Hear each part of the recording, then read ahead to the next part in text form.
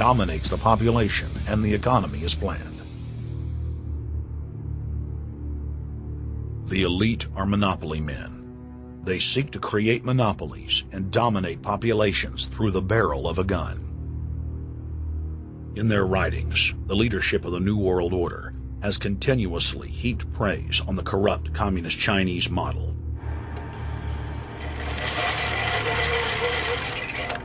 In August of 1973, in an article written by David Rockefeller for the New York Times, Rockefeller openly lauds and endorses Mao Zedong's actions, while celebrating their command and control system. Whatever the price of the Chinese Revolution, it has obviously succeeded not only in producing more efficient and dedicated administration, but also in fostering high morale and community of purpose. The social experiment in China under Chairman Mao's leadership is one of the most important and successful in history. David Rockefeller, New York Times, August 10, 1973. Communist China is the model, planned society for the New World Order. China has received more United Nations awards for its policies and form of governance than any other nation. In the eyes of globalist planners, authoritarian China is the future. China adopted the dreaded one-child policy due to lobbying from a consortium of eugenics organizations, which includes Planned Parenthood and the United Nations. Couples that have more than one child face heavy fines and imprisonment. The practice of forced abortion in China, coupled with the cultural desire to have a male child, has plunged China into a deepening crisis where there are 30 million more men than women. The Chinese police state ruthlessly crushes all forms of dissent. Underground churches, Falun Gong practitioners, striking factory workers are all sent to forced labor camps. Their blood and tissue types are cataloged in preparation for organ harvesting. The Chinese government then sells the prisoners' organs to the highest bidder on the world market. If a wealthy patient chooses to fly into China, the prisoner is killed and the organs are implanted. If the organs are being flown out of the country, a mobile execution van extracts the organs on the way to the waiting aircraft. The social engineers of China aggressively euthanize the elderly and disabled. China is merely following the globalist blueprint for the world. The same system of total dehumanization is quietly being phased in worldwide. Depopulation should be the highest priority of foreign policy towards the Third World. Henry Kissinger, 1974. There's a need for a new world order, but it has different characteristics in different parts of the world. Now, none of this may succeed this time, but this to me is sort of the outline by which someday, in the next few years, a solution will emerge. Where does this mindset come from?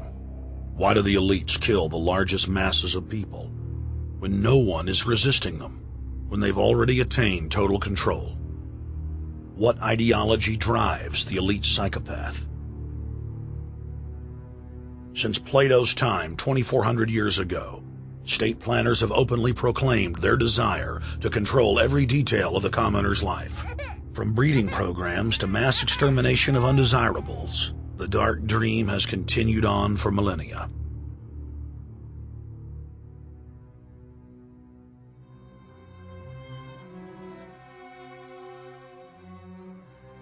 The scientific rationale for tyranny has always been attractive to elites because it creates a convenient excuse for treating their fellow man as lower than animals. Robert Thomas Malthus, famous for saying that a mass food collapse would be helpful because it would wipe out the poor. His fictional scenario would later be called a Malthusian catastrophe. Malthus is important because his ideas led to the rise of a new scientific field that would dominate the course of human history for the next 200+ years. Charles Darwin, an admirer of the Malthusian catastrophe model, developed the theory of evolution, its chief tenet being the survival of the fittest. With the help of T.H. Huxley, known as Darwin's bulldog for his strong support of Darwin's theories were pushed into wide acceptance among key scientific circles throughout England and then the world. Darwin's cousin, Francis Galton, credited as the father of eugenics, saw an opportunity to advance mankind by taking the reins of Darwin's evolution theory and applied social principles to develop social Darwinism.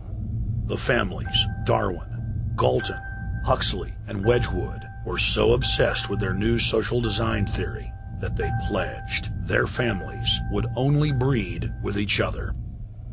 They falsely predicted that within only a few generations, they would produce supermen.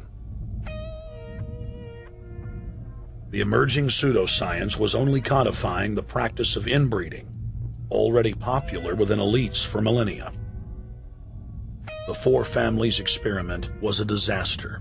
Within only 2 generations of inbreeding, close to 90% of their offspring either died at birth or were seriously mentally or physically handicapped. The moneyed class of the planet, and particularly the royal families of the world, who were already obsessed with breeding and filled with a predatory disdain for the underclass, seized on the new science and began aggressively enforcing its aims worldwide.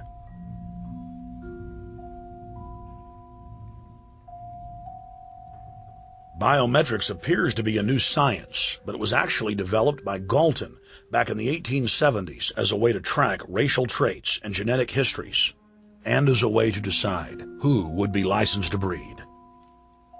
In 1904, the Cold Springs Harbor Research Facility was started in the United States by eugenicist Charles Davenport with the funding of prominent robber barons Carnegie, Rockefeller, and Harriman. In 1907, the first sterilization laws were passed in the United States.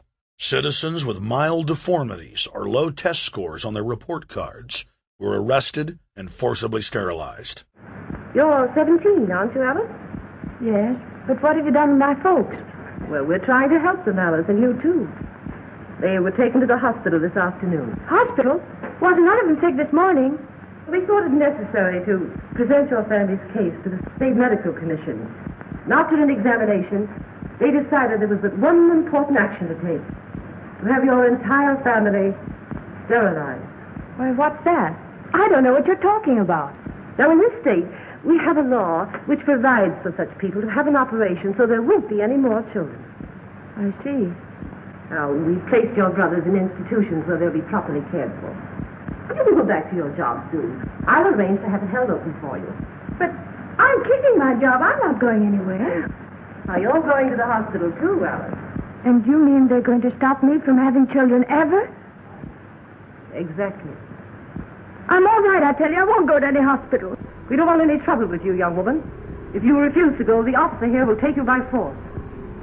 In 1910, the U.S. Eugenics Record Office was set up. By then, the British had created the first network of social workers, expressly to serve as spies and enforcers of the eugenics race cult that was rapidly taking control of Western society. The social workers would decide who would have their children taken away, who would be sterilized, and in some cases, who would be quietly murdered.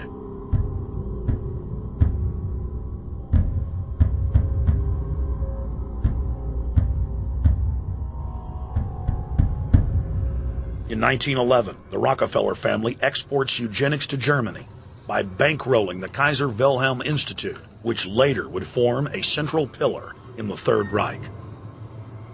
At the 1912 International Eugenics Conference in London, eugenics becomes an international craze and gains superstar status.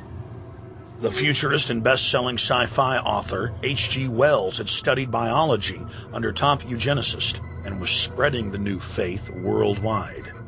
In 1916, H.G. Wells' lover, Margaret Sanger, starts her promotion of eugenics in the United States. In 1923, Sanger receives massive funding from the Rockefeller family. Sanger wrote to fellow eugenicist Clarence J. Gamble that black leaders would need to be recruited to act as frontmen in sterilization programs directed against black communities. In 1924, Hitler pens Mein Kampf, or My Struggle, and credits U.S. eugenicist as his inspiration. Hitler even wrote a fan letter to American eugenicist and conservationist Madison Grant, calling his race-based book, The Passing of the Great Race, his Bible. Hitler developed the plan for mass extermination of the Jews and what he called other sub-races, as well as the handicapped, from Grant. By 19